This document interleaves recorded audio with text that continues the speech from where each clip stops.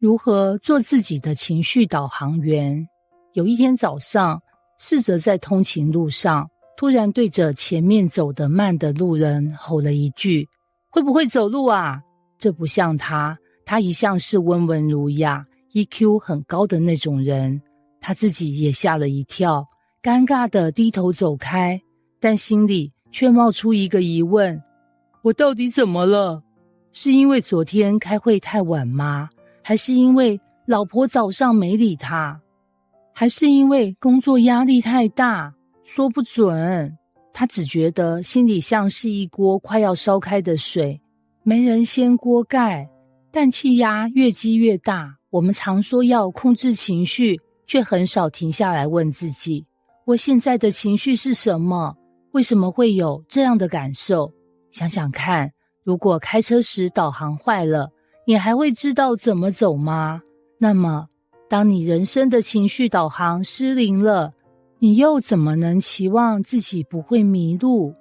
為什麼我們對自己的情緒常常感應失靈？你是否也有這種情況？明明覺得自己沒事，但一聽到某句話就暴怒，有時莫名其妙失落，但說不出為什麼，覺得自己應該開心，卻怎麼也高興不起來。我們不是沒情緒，而是不認得他們的聲音了。情緒不是語言，它不會自動彈出“我是悲傷”，我現在覺得被忽略了的字卡。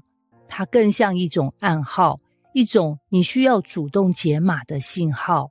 而之所以解碼困難，是因為我們常年被訓練成功能性人類。小時候被教導不要哭，不要鬧，乖小孩才有人愛。長大後學會冷靜一點，專業一點，不要太情緒化。甚至在感情裡也被灌輸成熟一點，不要那麼敏感的概念。於是我們的情緒雷達逐漸關閉，或者說它還在，但你沒再使用它很久了。來看幾個現代生活的真實片段。一、家安的面試焦慮。他剛換新工作，天天早上都胃痛，他以為自己吃壞肚子，跑去看醫生，結果一切正常。直到某天，他在洗澡時突然哭出來，才發現他根本是緊張到身體反應了，但他卻一直沒意識到。二、世傑的社交拒退。每次聚會後，他總覺得自己講太多或太少，回家狂想別人是不是討厭他。他表面上是社交高手，實際上心裡卻常陷入懷疑與焦慮。三、君雅的過度理智。她是公司裡的鐵娘子，做事乾淨利落，情緒穩定，但她的朋友都知道她已經10年沒談戀愛，因為她覺得感情會讓人失控，所以乾脆關閉所有感覺的閘門。以上這些人並非沒有情緒，他們只是失去了辯解與導航情緒的能力，而這一失能對人生的影響比我們想象的大得多。沒有導航的後果，你不是在駕駛，而是在漂流。你以為你在掌握生活，其實你只是在情緒的風浪裡盲航。當你沒辨識出疲憊，你就會以為自己是沒用。當你沒察覺被忽略的感覺，你就會錯誤地指責他人不在乎你。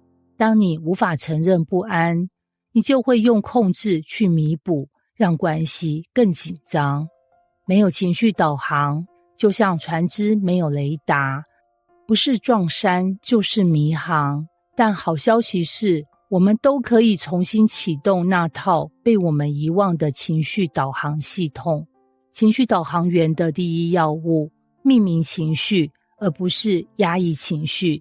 心理學有一句話，你能命名的情緒，就不再能控制你。很多人覺得，我就是不舒服，哪還有力氣去分析那是什麼情緒？但真相是，越模糊的情緒，越容易壓垮你。而當你開始說出我現在覺得被忽略，我覺得自己不被理解，我其實在害怕失敗。這些句子本身就像為你的內心打開一扇窗。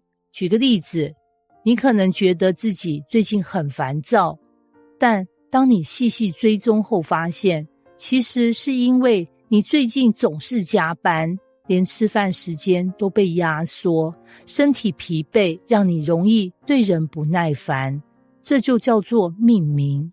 你不是個性暴躁，你是在過勞中。一旦你能命名，你就能處理，而不是只是承受。第二要務，區分真情緒與表層情緒。情緒導航不是看表面，而是學會往裡面挖。比如說，我生氣，其實背後是我覺得自己被輕視；我冷淡，其實是我害怕靠近之後會受傷；我很焦慮，其實是我怕被說我不夠好。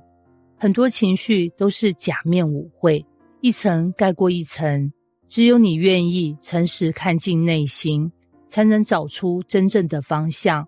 真正的導航員不是看天氣預報，而是會解讀風的方向與雲的形狀。第三要務，允許情緒來，也讓它走。當我們終於願意面對情緒，常常下一個反應是怎麼辦？我不想這樣啊，快走開！但情緒不是敵人，它是訪客。訪客來是想給你一封信，一封關於你內在狀態的提醒。嫉妒不代表你壞，而是你渴望自己也能那樣。悲傷不是你脆弱，而是你曾經投入過。懼怕不代表你懦弱，而是你很在乎。學會接待情緒，而不是驅逐它，是導航的關鍵。就像導航系統不會討厭紅燈或壞路，而是會提醒你注意前方有阻礙，調整路線。你不是要消除情緒，而是要理解它，陪伴它，讓它自然離開。成為自己的導航員是一輩子的功課。成為自己的情緒導航員，並不是一個技能，而是一種生活方式。你開始學會不用壓抑，也不任由情緒暴走，不再只追求理性控制，而是情緒智慧。不把情緒當敵人，而是當成內在氣象站，幫你看清你的人生正往哪裡走。這是一場從反應到覺察的旅程，也是一條從情緒困獸走向自我領航的成長之路。節育，你的情緒其實比你更早知道方向。人生像一場旅程，每段路都可能有霧、有暗、有風暴。導航系統不會讓風暴消失，但會幫你找到不至於迷失的方向。你的情緒雖然有時像雜訊，像警報器，讓你抓狂，但其實他們比你更早知道你偏離的方向。只要你願意放下對情緒的敵意，學習傾聽、辨識、回應，他們將帶你走上更真實、更自由的道路。從今天起，不再只是情緒的乘客，而是做你自己的導航員，帶着你的感受，一起走向更完整的自己。